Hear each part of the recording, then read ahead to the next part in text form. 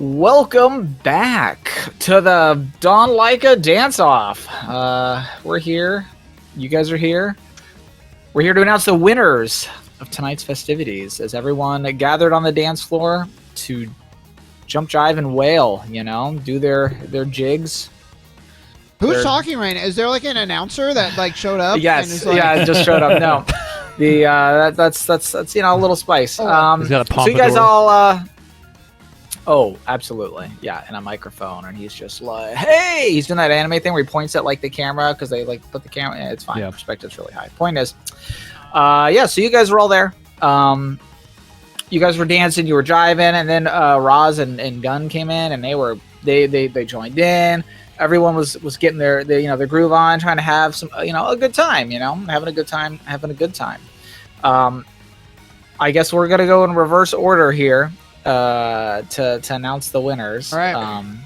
So while everybody put in a phenomenal effort, okay. Yeah. Some people were just more distracted than others, unfortunately. It was, there's a lot to take in. There's a lot of, new novel sensations and it's a really chaotic, wonderful, entertaining event. Just say Wolf is last place. Kestrel was the last place. Oh! Not the strongest showing, unfortunately. It's just, there was a lot happening. I'm sorry. Because she wasn't allowed to transform. That's the problem. Just flustered. They had like a... We couldn't see Kestrel as she truly is. Mm-hmm. Listen, there was a lot of pressure, There's few guys asking me to dance, and suddenly I'm doing a dance-off in front of all these people, It's a lot. Tucker and Gunolf fucking battling like West Side Story. It's crazy. Following up Kestrel for 5th place, we have a couple of ties. We have Sharp and Pickle. Hey! Unfortunately, Pickle didn't do the best across the board, but he did. He had some strong showings. He tried. He did. But Sharp was a little distracted as well. It is what it is. Pickle's only rolling D6s over here, okay? So he's doing his best. And Pickle's a nude. and still beating Kestrel. He's a nude. Oh, I thought you said Andy's fully nude. I was like, well, yeah, that's a good point.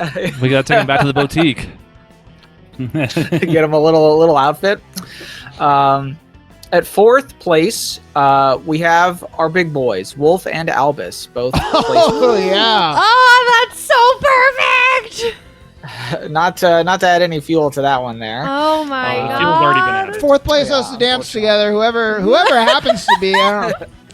No other places, just 4. Yeah. Just 4th. Our 3rd place position goes to the man from another world, Steve. That is third place. Well done, Steve. Bronze. Well done. It's bronze. That brings us to the coveted 1st and 2nd. Oh, this motherfucker. It had to come down to this, though. 2nd place was Tucker, putting on a phenomenal show. Good job, What Gunolf. that does mean 1st place goes both to Roz and to Gunn, who tied for 1st. Oh, down. So not a clean 1st place victory, but Dance off. the 2 newcomers that popped in from the outside. We had a little bit of time to prepare. We get a thing like, okay, how are we gonna go in like this? And... Yeah, you were strategizing. I mean, they do. Don't they have to do you can't tie for 1st place in a dance off. You gotta. You want a sudden death dance battle? Yeah, kind of. That's okay. Just straight roll. No gimmicks, no what... Fabula points. Just straight roll off. Yeah, no more freaking Fabula points. What's your best roll? Oh, you're even across pick your the board, best roll. No, pick your best roll then. Oh, between nice. the Might, the Might Dex, the what was it? Dex Will. Choose your best one and go for it. Mine was the Dex. Well, and say what you're doing. What kind of fucking moves are you doing? It's true. Dex is like a dodge. That means you're trying to be as acrobatic as possible out there. We're gonna we're gonna flourish it out with a flip. A Holy flip? crap. God. Doing a Okay. backflip. Wow. I Fucking hope you breakdance do fighting. not destroy this roll and kill yourself on the dance floor. And Roz keeping it cool. Sure. Donald's fucking breakdance fighting. I don't know what you're gonna do. Okay, well, it's a 1 and a 10. Did he It's a break 1 his out of 10. It's a 1 out of 10. Well, mine's a 5, so he's in it's good not- shape. Okay, well, it was the flip. I mean, once he started busting out flips, right. you're like, okay. Yeah. Okay. Once it was D10s against yeah. D8s, I liked his chances. Yeah. So it was a clean flip. Well, you landed the flip, but it wasn't particularly clean. It was a little you land it. It's not super steady, but the sheer audacity to get it done, that's enough. That's enough to bring it home. I think your Michael And I guess that Jackson means- whoops really sold it. Mm-hmm. That means Gun. Gun is our dance-off winner. Congratulations, Yay. Gunnel. Congratulations, everyone.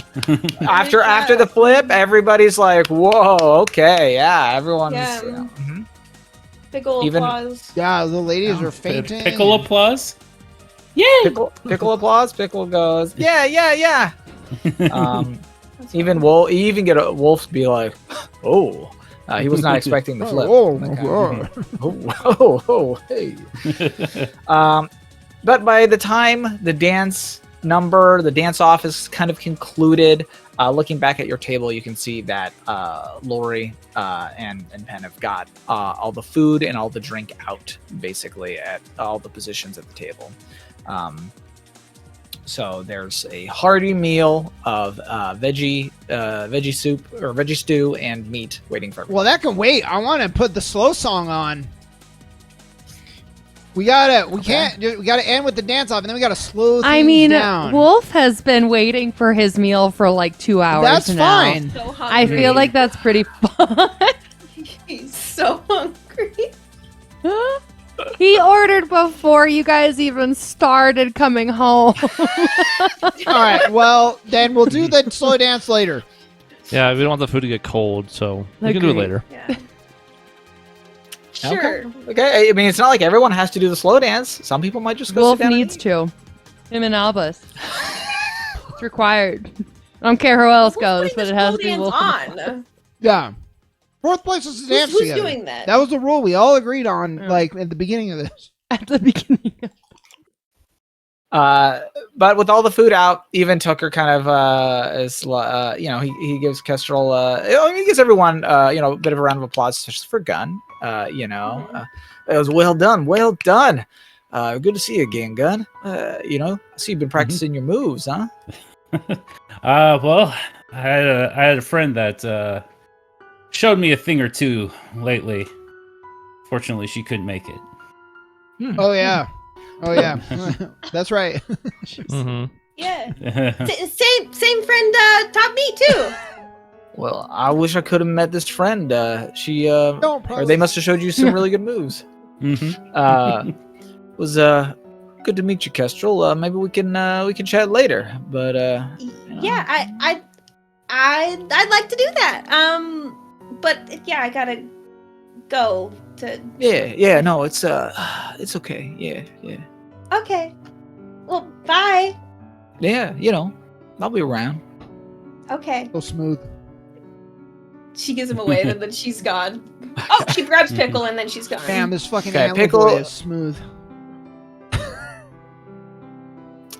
Smooth as I was gonna say is Velvet, but Velvet is an actual person, and Yeah. but it's okay. But yeah, you grab Pickle. Yeah. And Pickle's excited to go wherever you're taking him. Yeah. You take him I to the bet he table. Yeah. You take him to the I table, look down at him. I want to tell him, like, you dance really good, Pickle. and he's like, "Thank you." I look at Gunnar. I'm like, you dance really good too. Your friend there. I guess. Thank you. I was talking to Gunnar. Right. You looking at me, man? Come on. All right, whatever. It's okay. No, I thought you were. Okay, then. I was complimenting Gunnolf on his dance moves as Kestrel. Okay, This is perfect, though. Yeah. Actually, this kind of like awkward tension is like, Yeah. couldn't have written it better. Yeah, it's real awkward. Cool. Pickle just goes, "Hello, you friend." Looking at you, Gunnolf. Yeah, friend. Hi, my name's Gunnolf. Hello, I'm Pickle. I met Pickle on the road. He's just hanging out there. Yeah, I think he was lost. I gave him a ride. Yeah, it's Pickle lost. Well, He's found now. We got him. Pickle found. we did have someone asking us to keep an eye out for, I guess, him. So that Well, who is that it? worked out. Well, we have a lot to catch up on, so Oh. eat up a bit first, Okay. and we'll go over what we saw while y'all were dancing. Okay. Side-eye, I guess. Anyway, time to go take a seat. So you all gather around the table. There's food there. There is ale. You never specified, so they probably gave Kestrel some ale, not realizing that there was not ale for everybody. You can handle that however you want. I'm less concerned about Albus's ale now that he's kind of worked off some of it through dancing. Hopefully. Yeah, I'll get some food in me too. That'll help. Yeah. Yeah. Well, I'll be drinking my ale when I take a seat, and I put little Pickle on the table. It tastes like shit, probably. To her, at the very least. How bad could ale be? What was that now? Which one? What? What? What are we talking about? What are we What? talking I'm gonna start fucking What? eating food, so I don't know what you guys are doing. You It's should. food, You should damn eat some it. food. Yeah, I'm. You all dig in. I'm chowing The food in. is good. That's great. I'm just over here trying to save my dance list over here in case you guys ever go to the dang jukebox again. And then I have to, you go, what songs are on there? And I have to come up with it again. I'd also like to because know the that's thing artist that you too. would do. So Right. Okay, well, I don't know about that one there. But I need to copy paste that. Oh, that's a mess. But okay, cool. That's done. So you all sit down. The vibration songs is by the Lake Boys. Yeah. Yeah. No, the Beach Girls, obviously. Mm. But yes, so you sit down. The food itself, for those of you who, have had veggie stew, it's good. Some of you have not had veggie stew before. And it's certainly very novel. By definition, taste. It probably tastes better for you, Kestrel, and for Wolf as well. With the meat put in it, where it just sort of seeps in and stuff. He just tends to eat the meat after it's sort of been seeped in the veggies and stuff. He finds that pretty good. Yeah, I don't think I like most of this besides the meat. The soupiness is off-putting. Yeah, Wolf's not a huge fan of it either, but yeah, it's alright. I'm pounding my ale though. okay. Because I'm an alcoholic, apparently. Damn. wait, do you feel like it tastes good? Or are you less concerned about the taste? But I like the way it feels. Okay. But I like the way it feels when I imbibe. I've done that several times now, and I enjoyed the way it Kestrel, felt. how about maybe we slow down on that ale just a little bit? Why? You know what I like to drink do? A lot too. You know what I like to do? I've had one sip of ale overall tonight, by the way, because people keep fucking taking my drinks.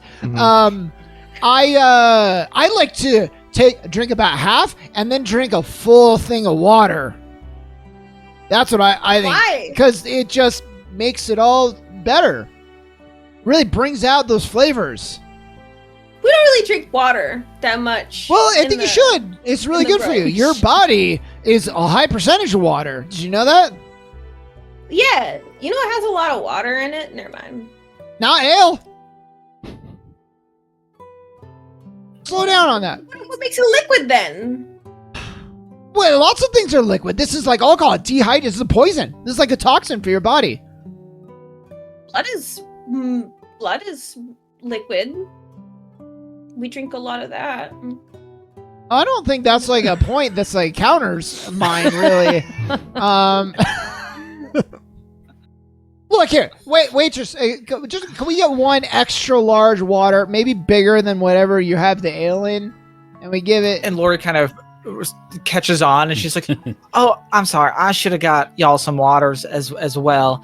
I'm sorry. I forgot who all was here." It's all right. And Maybe she goes 2 and she waters. gets and she's, "I'll get all y'all some waters." And she gets more ale some little, while you're at it too. Maybe not that. and she's, "Oh, well, there's plenty of time, dear. Plenty of time. It's okay." And she grabs some glasses, gets some water, fills them all up, and brings them back over to the table. I lean over to Steve and I'm like, does she think I'm gonna steal or something? That I don't have any money? Is that why she won't get the ale? No, I think she just wants to pace you out, right? Because, you don't want to get too tipsy too fast. I look at Albus. Yeah? You're looking at him. Yeah.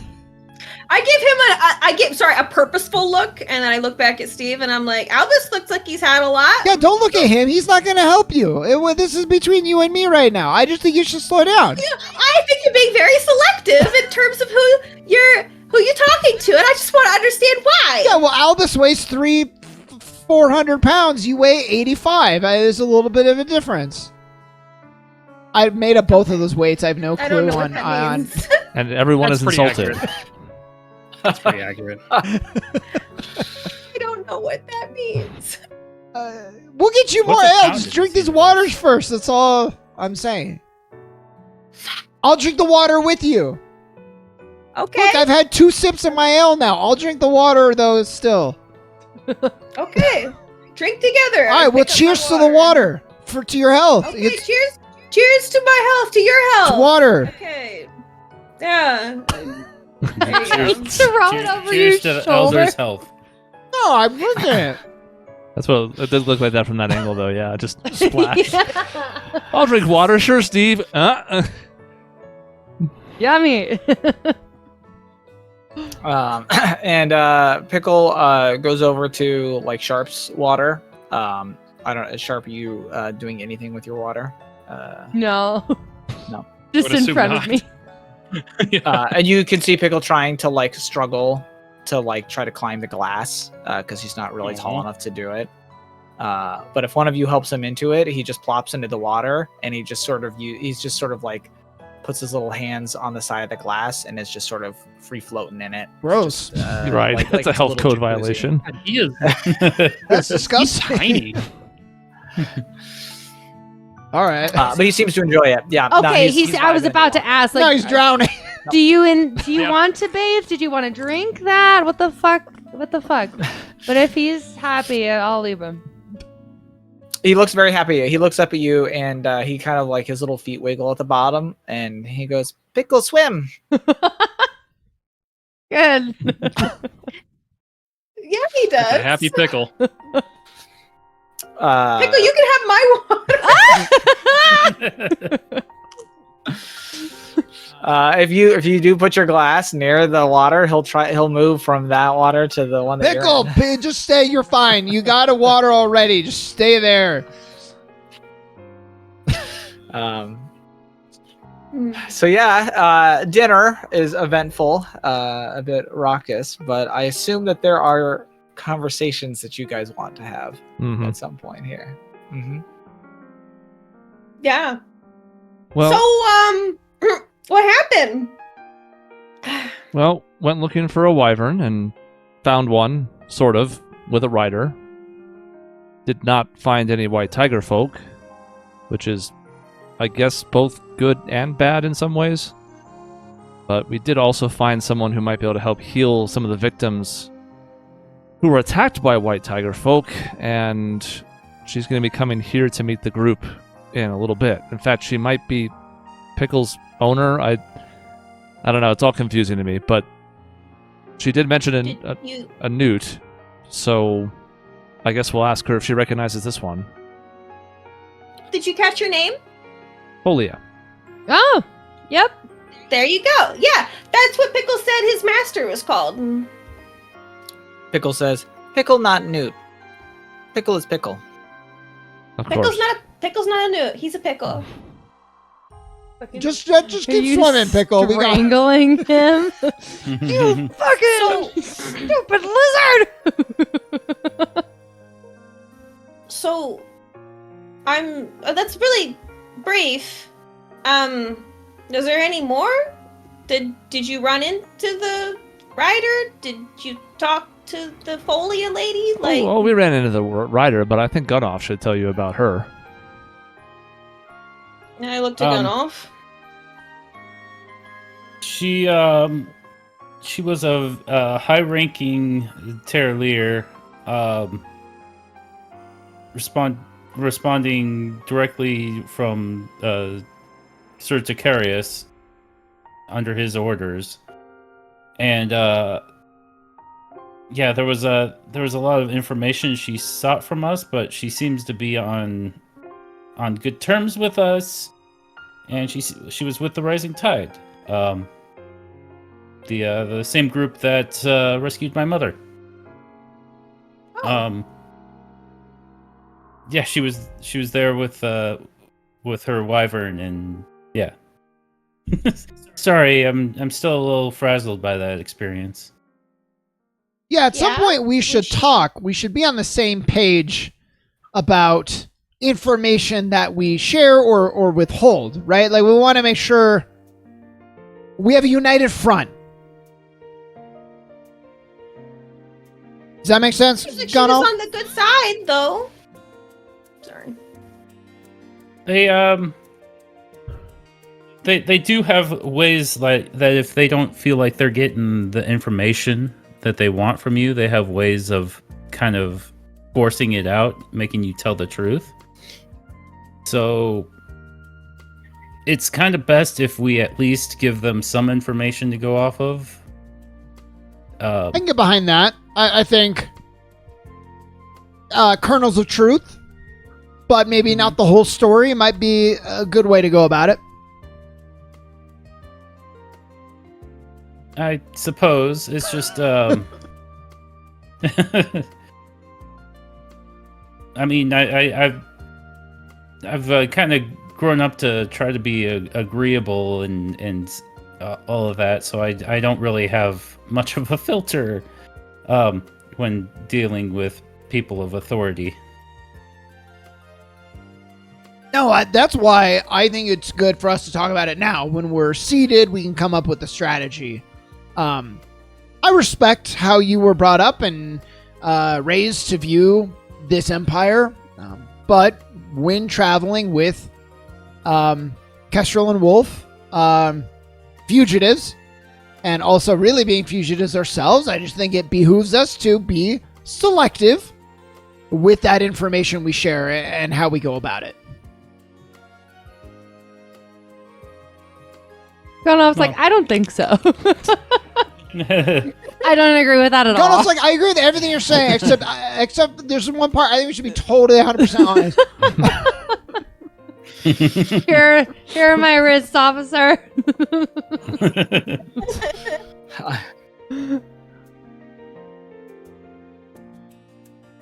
Yeah. I just don't know what information I suppose would be the stuff to be selective about either. Well, here's a couple. Kestrel's alternate identity is one that we should tell as few people as possible. That's an easy one. I would say, given how charged the situation is around white tiger folk, anything that's about Albus or his people should be his choice to offer and no one else's. Because while we might be compelled to tell the truth by these folks in some reason or another, guess what? If we lead with the truth, we'll be doing that for them. Yep.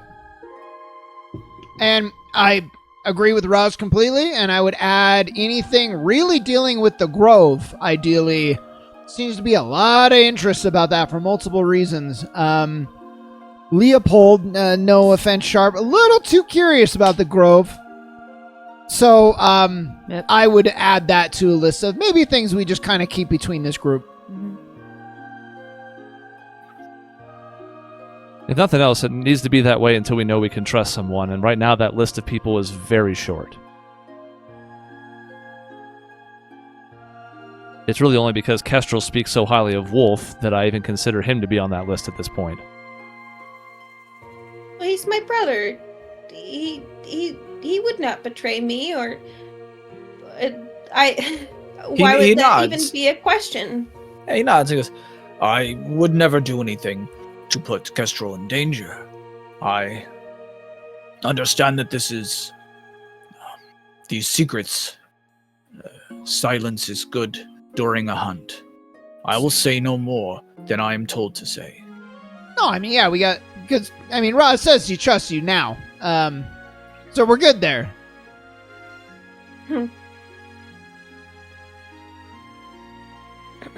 He nods. Albus, if you're ready, I'd be curious to just hear how you're feeling about everything. But if you need a little more time to kind of digest it all, that's fine too. Albus has been putting back a whole bunch of stew while everyone else has been having their conversations. So I have sobered up quite a bit. Good. And Albus will just kind of concur with everybody and agree with keeping things as secret as they are, and is going to look at Rosalind and be like, I appreciate you being so sensitive toward my people. I don't even know what we're going to find. When we go to your village, I'm worried about it. We talked about it.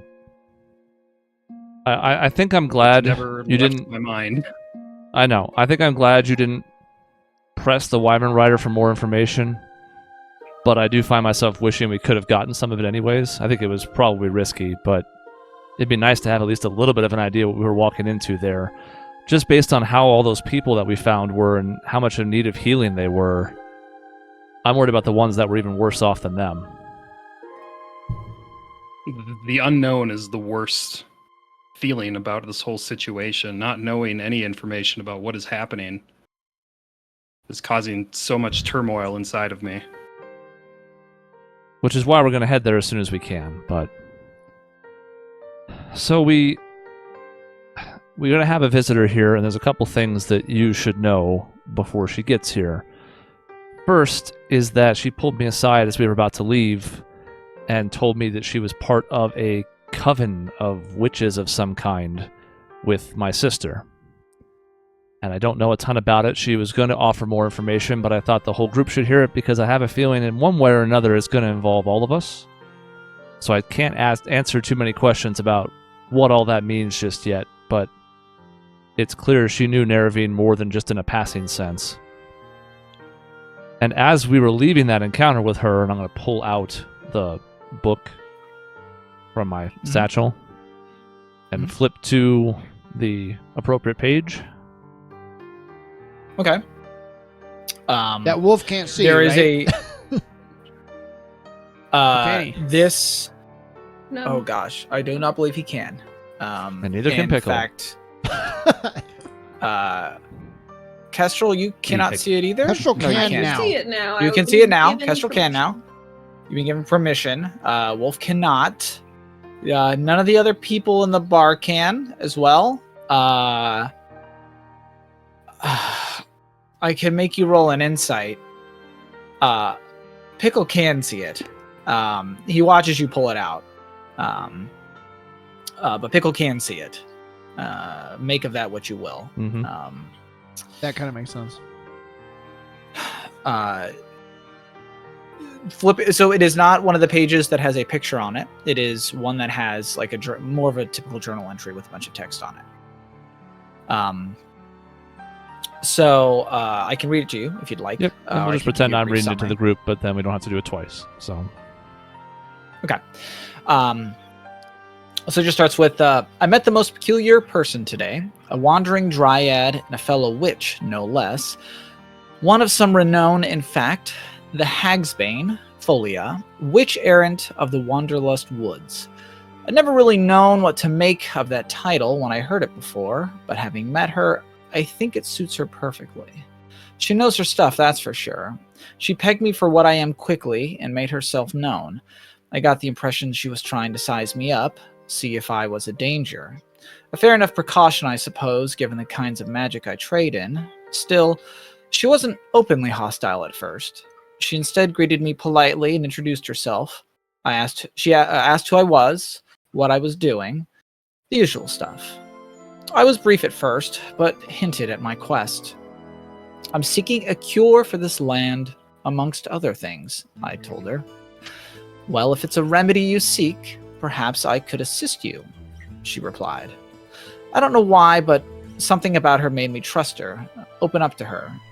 There's something about the way she carries herself, like a weight upon her shoulders. I recognize that kind of weight.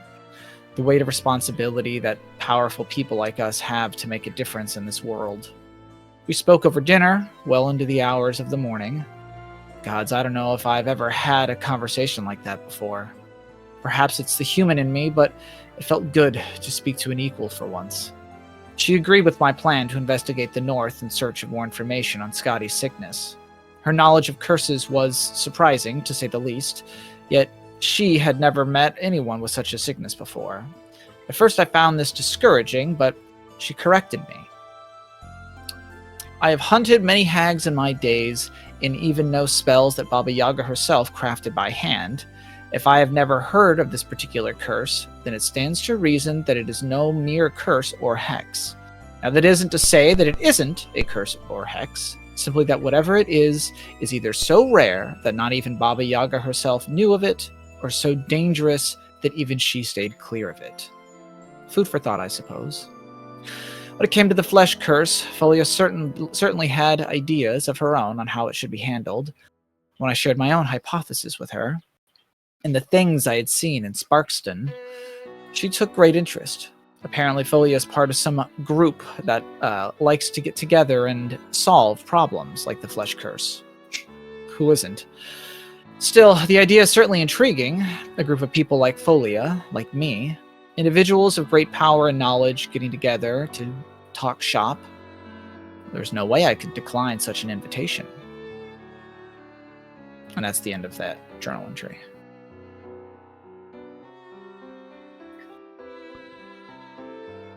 So as you can see, we have a lot to talk about. Not just in regards to my sister or her whereabouts, although Folia was already pretty honest about the fact that she doesn't know a ton about her present-day situation, but still, it may be another step in the direction that we're looking for. But also about any inner workings that she knows about with the flesh curse, or potentially why Leopold is so interested in some of the things he's interested. I mean, there's a lot that we may be able to ask her, but I figured I would share this with the group because I don't know what else there is to hide anymore. So, she mentioned that this Folia had no idea what was going on with Scotty, my mother, same sickness that I have, and that either it's new or it's relatively low key, or it's so Jason, correct me, it's so dangerous that she didn't want to touch it. Is that what you said?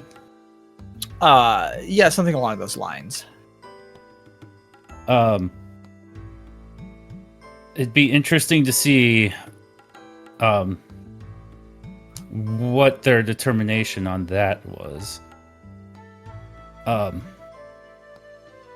Because my goal is to get rid of this affliction for me and others that are to come after me. So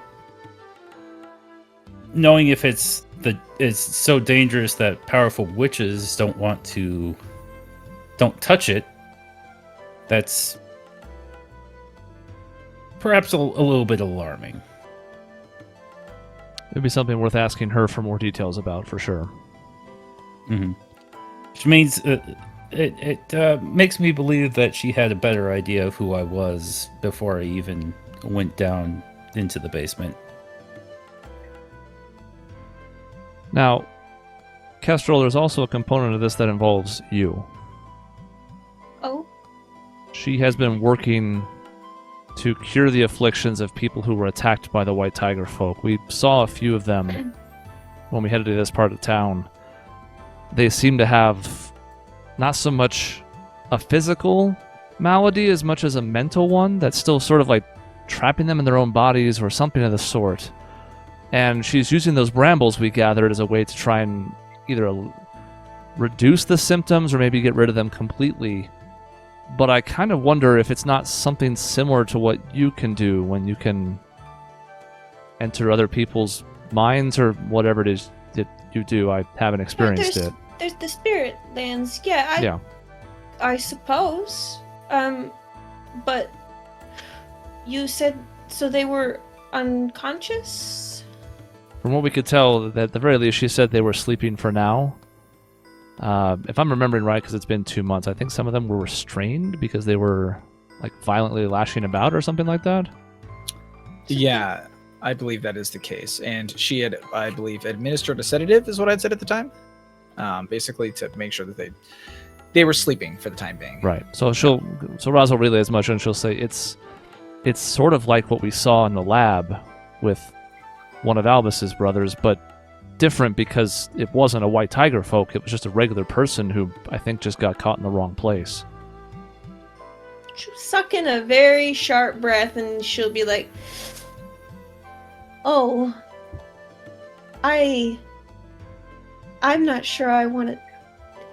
I know it's important, and I will go, but I don't know how to describe to you what I saw in there last time. And I'm frightened."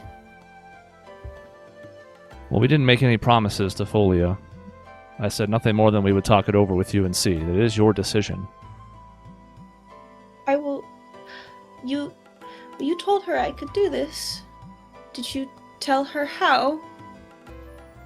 And if I'm remembering right, I don't think it was even Roz who said that you could do it. I think she just covered for it when someone else opened their mouth about that. I think that's true, but I don't remember. I did not. I just said, I believe it was me, and that I said that we just have a friend that was able to go into their mind. I think it was something along those lines. It wasn't like full details, but it was something like that, yeah. Okay, so does she know that I'm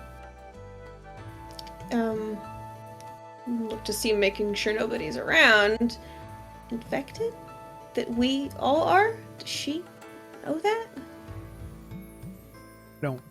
I don't think so, Jed. We don't think that she does, right? At least. I mean, I don't explain that. I don't think she gave you. You did not say anything to my knowledge, Well, and she did not give any indication. As far as we understand, she does not know anything about that. She doesn't even really know the details. We kind of kept how you can do it sort of cryptic, just that you had a method. Okay. Ultimately, it'll be up to you. Okay, she's coming, and man, I'm maybe a little concerned. If she's as intelligent as this journal portrays her as, I worry that I will have to answer questions I didn't plan on answering about that. Wolf even says, Wolf kind of leans over to you, Kestrel. I assume he's sitting by you? Anyway, yeah, I don't sure. know if that's true. If you don't want that to be true. No, I want him to sit next to me. Sit next to me, okay? He sits You're next gonna to you. disappear soon. Stay with me. He does lean over to you and says, "If we need to leave this place, Kestrel, we can go. I will go with you." No. Sorry, I'm just... Okay. It'll be alright. Okay. Ultimately, Kestrel, you don't have to answer anything you don't want to. But I think the more we discover, we have to measure the risk of adding new allies because we can't do this alone. And I think that that's pretty clear. So there's always going to be a risk, anyone we add to the circle, and we can just be as smart about it as we can. I'll leave that ultimately up to you, but I think this might be a risk worth taking based on things that we that we know to this point. You said you trust Wolf because he's your brother. Well, this is my sister. Yes. And she's nothing if not an excellent judge of character. Now, it doesn't mean we just trust her implicitly either. It's why I wanted to have this conversation with her and learn more about her. But one of the things that worries me the most right now is we can barely cure the people who have been afflicted by this, let alone get ourselves closer to figuring out why it's happening in the first place. And the longer we take to try and figure that out, the more Leopold's solution is going to have a chance to be the one that takes effect, where we don't worry about what's causing it, we just kill everybody who's got it. Okay. And you trust your sister, Rosalind? I do. Well, I trust you. So I will cooperate as best I can, and I'd be transparent. And again, as Steve said, if the questions get too pointed, too direct, or they're touching a subject you don't want to, say as much. Okay. Part of why I wanted to meet with her in a group was that if there is anything that gets too far out of line, then all of us are here, not just myself. That doesn't sound reassuring. Are you worried that she might be dangerous? What do you mean by that? I'm worried that everybody who's not in this circle is dangerous, yes. But I worry less about her than I do other people. Okay. That. I've been worried about almost everybody ever since my returned. Because I would have said I trusted her. So, I don't mean to put you on edge by saying I don't trust anybody. It's not that. I trust you all here. But I think if anybody can be trusted, Folia is closer to the top of that list than most. Okay. Do I remember correctly that book said that she was a dryad? But I mentioned, yeah, It did. she called herself a witch as well. Well, I don't know anything about that, but we have dryads in the Grove. They're from the Grove. So I wonder, maybe I can trust her if she's from a grove of her own. Maybe she'll get it. I don't know. Okay. Take my ale. Yeah, and Wolf kind of confers with you a little bit. He goes, This is true. The Dryads, they protect the grove. That is what they do. She is not of our grove, but the groves all care for the world. She may be trusted. But ours is separate now. We're not connected the same. And I worry that they will see ours as not a flower to be tended, but a weed to be plucked. I fear that you are right, little sister, but perhaps they do not know that we are here. Or perhaps they do, but they do not know how to reach us. A dryad like will you. recognize a druid. A dryad will recognize another druid. She will. I know she will. I agree. and he takes his ale and he drinks it. Okay, we're just drinking silently now. Mm-hmm. Pickles in the jar. He's Pickles looking in around. a cup? Mm-hmm. Actually, He's in a cup. He's in a cup. I guess it's a cup of water. Mm-hmm. He's happy. Gunolf still has a full glass of ale that he's pushed aside. Oh, don't let Albus see that. Yeah. Pickle looks to Pickle looks to Albus. You be my friend? Pickle's looking at me now and asking me that. Mm-hmm. He kind of grabs the glass that he's sitting in and slides it over a little bit and goes, "Of course I will be." Good. Many friends. And he hops out. And then he starts looking around the table. What's this? And he just starts looking at, like, your plates. Food? So anyways, Have you not had food before? one thing to keep in mind, just to make sure that we conveyed it, is Roz touched on this already. The other people being afflicted, it not just being tiger folk, I think is important, and we're gonna want to monitor. Is it spatially? Is it geographically located? Can it be passed on from tiger folk secondarily to other people? There's so much that we don't know, and we should try to keep that in mind and glean what we can when we head out there ourselves. We'll know more. Probably a lot more when I step inside their spirit. It'll be easier. But I do want. I would like it if somebody came with me. I can go. I know.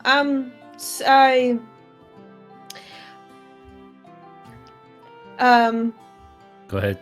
I didn't love the way you talked to the god last time we were in there. It felt very much like you were challenging him. And Gunnulf, I don't know if you can know this, but we can die because of what we do in there. And I felt like you had sort of acted without considering what it might do to me. Last time you went, and I'm maybe a little nervous about how you might interact again. Okay. That's fine. I didn't know because I felt like our bodies were safe. But if that's the case, then I don't mean to make you nervous. I mean, you can come too. Maybe more than just one would make me feel better. Steve, would you like to come too? Or Albus, would you like to come? I'm happy to come and probably let you lead with the talking, Kestrel, but I'll be there for support. Okay. I don't think you understand quite how terrifying that was for me, so I would just prefer a bit more safety this time. Can Sharp go? I think Sharp could probably go. The only person who can't is Rosalind. Yeah. Mm-hmm. Who Sharp can't, would right? probably be in her corporeal form or spiritual form. I would say, Albus, if you're okay with it, I think, my honest opinion, I think you're a little close to this whole thing. I think maybe you stay. But Sharp, very even keel. I think very level-headed. Wouldn't hurt to it be the three of us for just this time. Okay. Sorry, I don't mean to make you feel bad, Gun. And I should have said something. I was just so scared after what had happened, and we had talked about it, and I guess things moved really quickly. I don't mean to make you feel bad. I'm sorry. Just be careful in there, because I don't want to die.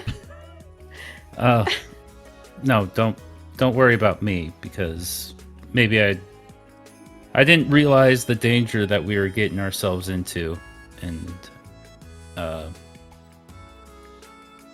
I'm sorry I made you feel unsafe.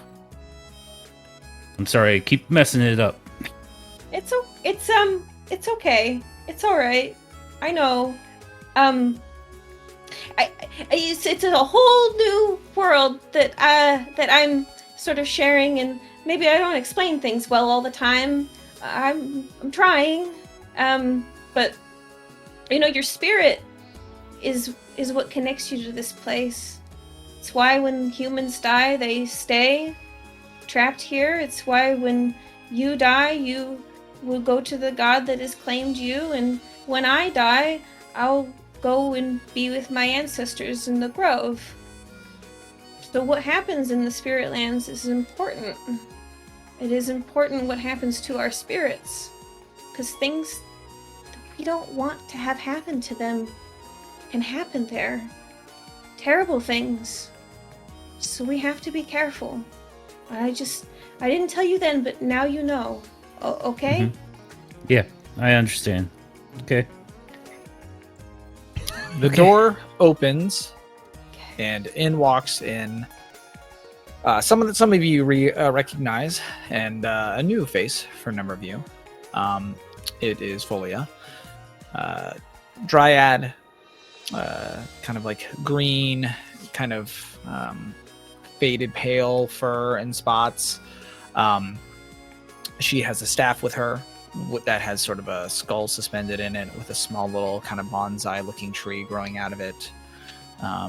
Very sort of ragged clothes, nothing particularly fancy other than the large number of little trinkets and pouches and other stuff on it. But as she walks in, she gets a, "Oh, hello again. Welcome back," from Lori, who's over at the bar, and Folia gives her a nod and goes, "Oh, good to see you again." And then she looks to all of you and approaches the table and says, "I hope I'm not too early or too late." No, it's fine. Right on time, in fact. We're still finishing up our meal ourselves. If you'd like anything, we can certainly order it for you. And she goes, "Oh, yes, Lori, I'll have what they're having." She looks at what you guys are eating, but minus the meat, please. And Lori goes, "Certainly." And Lori goes back to grab something.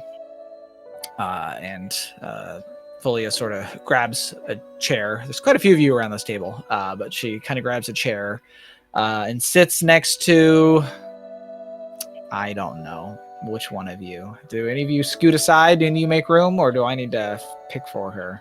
I can make room. Okay. Who are you next to, Gunolf? I figured I was kind of next to Marie and Rosalind in my mind. Okay. Oh, that's Which perfect. so she'll sit between Rosalind and Gunolf. Great. She pulls up a chair. She kind of places her staff on the wood, and it sort of stands kind of upright to itself. And then she sits down at the table with all of you. And Lori brings over a little bowl of stew and a glass of water. And Folia thanks her. Lori says, "No problem," and heads back. And Folia just says, "Well, I am Folia Hagsbane. I've met some of you, but not others. It's quite an interesting group that you all have here. I understand that there are many questions, many answers to be had. I will do my best to facilitate that as best I can. Where would we like to start?" Well, I suppose the thing I'm most curious about is more information just about your interactions with Neravine. I don't think... No, that part doesn't matter. I just think how the two of you met and where your paths crossed and what your impressions of her were the last time you saw her. And she kind of mulls over your question, at which point Pickle goes, "Hi, Master!" And Folia goes, "I see you found my newt. Thank you. Hello, Pickle. You up to any trouble? He hasn't troubled you, has he?" No, he's been a great addition. He's actually become very close with our pal Kestrel here, so he's very cute. And he dances great. Yeah, I found him. He was hi, by the way. I'm Kestrel. I found him when we were in the carriage on the way over. He looked lost, so I picked him up. And Pickle goes, "Yeah, she is nice bird." And Folia just sort of goes, I see. Well, I appreciate you taking him in, and what's this I hear about dancing? Oh, he's great at dancing. Yeah, the machine over there, the dance machine. He's got some great moves. And Folia goes, I see, Pickle. And she gives him a look, and he just goes, yeah. And then he kind of like wiggles a little bit, and she's like, but yes, Rosalind, your sister. I met Neravine some time ago. It was meeting by chance at first, but your sister, there are certain ways to tell when somebody dabbles in the arts that your sister dabbled in, and those sorts of people usually come in two varieties, the desperate and, well, the dangerous. Sometimes both, often both. Your sister was polite, however, and it was very clear to me that, well, she didn't mean any harm, that her, well, to be honest, her skill at what she did, the deals she had struck, all of that was... It's a rare skill to find somebody that knows as much as her and can do what your sister did without falling down that rather slippery slope to becoming dangerous to yourself and others. Your sister was the right kind of dangerous. So we met, we discussed. We are like-minded in some ways, more than you may think. I myself dabble in things that, well, not of the same variety as your sister. Many do consider to be, well, let's say less than wholesome. The magic of hags and other darker creatures. I myself dabble in them because I seek to ensure that those same magics do not harm others. That is my own personal mission, and your sister's mission was similar, I suppose, albeit at a far grander scale. It is for this reason that I extended an invitation, with approval, to a particular group that I was a part of, and through that group, we became something of friends, I would say. I'd hope to say, at least. But, yes. Last I saw of your sister, Rosalind, she was... Well, I feel that she was close to something. But perhaps more desperate than I had ever seen her before. She asked that I trust her, and I do. But I would be lying if I said I was not worried. The fact that she has not been seen or heard from in so long, well, it does little to ease my own concerns, but if you are here, if you are on this path, I take it this is some part of her plan, even if it is a failsafe, even if it is something of a, well, I'd like to dwell on what we know, not what we don't. Last I saw, she was heading north. She was going to investigate a number of things, and, well, I had received word that particular... This is very hard for me to discuss. She sort of thinks about it for a second. And she goes, you have to understand that the group that we work with, we take certain steps to ensure that the secrets we all carry cannot be spread. Which is to say that the things that she shared with me, even I don't know at all times. It may sound strange here and now as I explain it, but I assure you it makes a certain kind of sense. When we hold our council of sorts, we know what we know. And when the council concludes, we do not. We can leave notes for ourselves, we can share certain amounts of information, but what is truly told remains there within the council. It is for this reason that what I know of your sister is limited, at least here at this table as I share it with you. But from what I know, her exploration of the North was fruitful, I suppose. She found something up there. She found answers, but they were not the answers that she was looking for. And so she sought to head elsewhere, to the Sanguine Heart within the Ashen Cordon. I do not know if I cautioned her against such a move, but I'd like to think I did. However, that is the last that I heard of her. I do not know where she has been ever since or what she has gotten up to, and she has been absent from our council meetings ever since. Well, I appreciate the information. We may be ending up retracing her steps to a certain extent, and north was the direction that she pointed us as well. If she ultimately ended up in the Sanguine Heart, I'm not entirely sure as of yet how we're going to follow her there.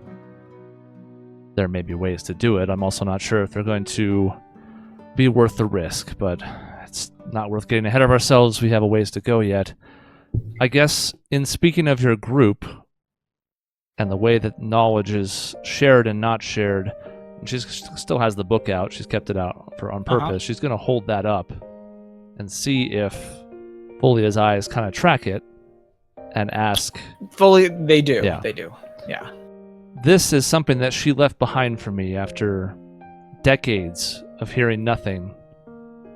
And I wonder if it was her way of jotting down or sharing information with others that she was only going to have for a short time. Like you mentioned that in certain places, in certain situations, that knowledge might not be available. I wonder if this was for herself or for me. Have you seen anything like this before, this book? Because it's revealing information as we go, but it's still almost all blank pages. She looks at it. She goes, "I recognize the book. It is your sister's journal. May I see it for a moment?" And she extends her hand. And Roz will hand it over. Okay. It hands over just fine. There doesn't seem to be any reaction or fight for the book to be passed over. And as Folia flips through it, she goes, well, this is new. I see your sister has cast quite the spell upon this book. I, for the sake of disclosure, should explain that there are certain protections, is perhaps the best word. Certain precautions have been kept that allow those of us within the coven to, well, at least those of us that were close, like your sister and I. Suffice to say that I can see the pages, but I cannot help you with their contents. There is a spell written upon them, a spell that I can see. It is very, very complex. I'm not entirely sure where she sourced this from, although I may have my suspicions. It is indeed similar to the magic that our council has, although that comes with its own concerns. It is different. You say that it reveals information to you as you go along, yes? And I'll help her flip through the pages to point to the one that we just read here moments ago that describes her. And she goes, I see. And I take it there is a companion with this book, yes? I don't know if I understand the question. The little And she, there's a that guy talking. As in like the cover The imp. speaks. Yeah. yeah. yeah, and she goes, yeah, so I guess if you say yes, she goes, the magic here does require a certain level of intelligence bound to it in order for it to work. And she's sort of, I don't know how I would describe it other than like, she sort of looks about, I guess, the room, like she's sort of looking up and around, I guess. And she sort of, is that you, Shen? Have you found yourself stuck in this? And there's not really an answer, but you get the feeling that she has heard something. And she goes, I see. A suitable fate for you, a mischievous thing. But, and she kind of closes the book and hands it back to you, Rosalind. She goes, that does prove that this is indeed your sister's journal. Shen was one of the beings that she bound, and I find it unlikely that anyone would have been able to unbind him from her. She alone would be able to place him in this book. From what you knew of my sister, and similar magic, as you mentioned, but maybe not necessarily that of the Coven, is this level of magic that she has placed in these enchantments on this book something that you would have expected her to be capable of? Or is this her going beyond her usual means? She kind of thinks on your question, and she goes, well, it's a bit tricky to answer, I suppose. Naravine was a skilled binder. Her desire, her will, was unlike, well, even many of us within our little council, or coven, as I had said earlier. I believe that she could have easily written this. Although, I will say, I never knew that she was quite capable of it. The magic necessary to do it requires communion of sorts, deals to be struck with gods. Gods that preferred to remain unspoken. It is difficult for me to describe because the more information I give, the less you would know. That said, I do believe that she would be capable of doing it, and I don't think that it is of concern that she has gone too far. This is not the work of someone who has been pushed beyond their limit, although it is the work of someone who is desperate. That sounds like her, though. And deals with the gods also don't sound unreasonable for her. Though it would to some, I imagine. I know you may not be able to answer this very well, but what can you tell us of this coven? Are you united in any purpose? Is there any one goal that brings you together? Or is it just a group of people with similar skills or interests? And again, if you can't answer that fully, I understand, but I'd like to know more about the group that she was sort of ingratiated into. She says, well, there is information that I can share, although, well, I suppose you'll understand as I share it. The group that we were a part of is known as the Hexkelian Council.